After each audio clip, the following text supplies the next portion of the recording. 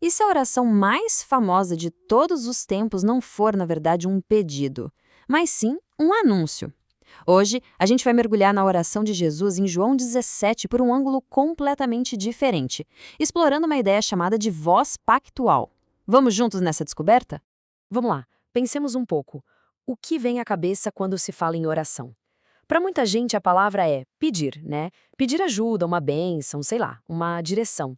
Mas e se o maior exemplo de oração que a gente tem não for sobre pedir, mas sim sobre declarar algo que já está certo?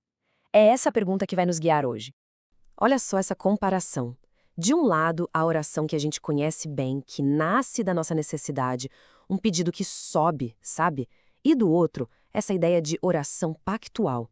É uma declaração que vem de cima, que não nasce da falta, mas sim do conhecimento de um acordo que já foi selado. Para a gente desembrulhar essa ideia, vamos olhar para essa oração em 3 camadas, como se fossem degrau. Então vamos lá. Camada 1. A realidade humana.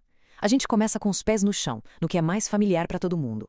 Porque a oração não começa flutuando por aí, ela começa bem aqui, reconhecendo o peso do agora. E a oração já começa com uma força incrível, super pessoal e urgente. Jesus olha para tudo o que está acontecendo e fala: Pai, é chegada a hora. Ele não está fugindo da realidade. Pelo contrário, ele encara de frente, ele dá nome para o peso daquele momento. E é aqui que a gente pega a primeira grande sacada. Uma oração poderosa não é aquela que ignora a realidade, sabe? Ela abraça. Fala do peso da hora, da dificuldade, não é um sinal de fraqueza. Na verdade, é o ponto de partida para começar a alinhar a nossa visão com a visão de Deus. Beleza. Agora a gente sobe para a segunda camada, alinhando-se com o pacto. Depois de reconhecer a realidade, o tom da oração começa a mudar. É como se subisse um degrau mesmo, saindo do o que eu sinto agora e indo para o que eu sei que é verdade. Vamos ver como isso acontece. Presta atenção na mudança de linguagem aqui. É sutil, mas é muito poderosa. Jesus para de focar só no agora e começa a falar com base em algo que já foi decidido. Ele não diz, Pai, me dê poder. Ele fala, assim como o Senhor me deu poder.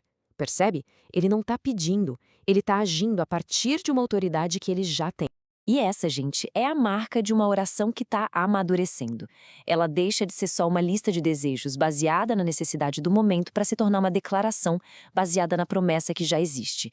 É orar a partir da certeza e não mais da incerteza. E agora a gente chega no ponto de virada. Pensa nisso. Jesus, antes de ir para a cruz, declara: Eu te glorifiquei, consumando a obra.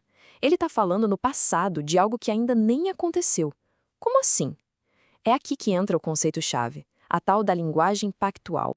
O que é essa tal de linguagem pactual? Pensa assim, é como ler a última página do livro antes de chegar lá. É falar de uma promessa de Deus com tanta, mas tanta certeza que você já trata como um fato consumado, mesmo que no nosso tempo, na nossa história, ela ainda não tenha acontecido. É alinhar a sua voz com a certeza de Deus. Chegamos na última camada, o topo da montanha. Camada 3, a voz da eternidade. Aqui a oração vai além do que acontece aqui na Terra, no nosso tempo. Ela se conecta direto com a realidade da eternidade. Escuta só isso aqui.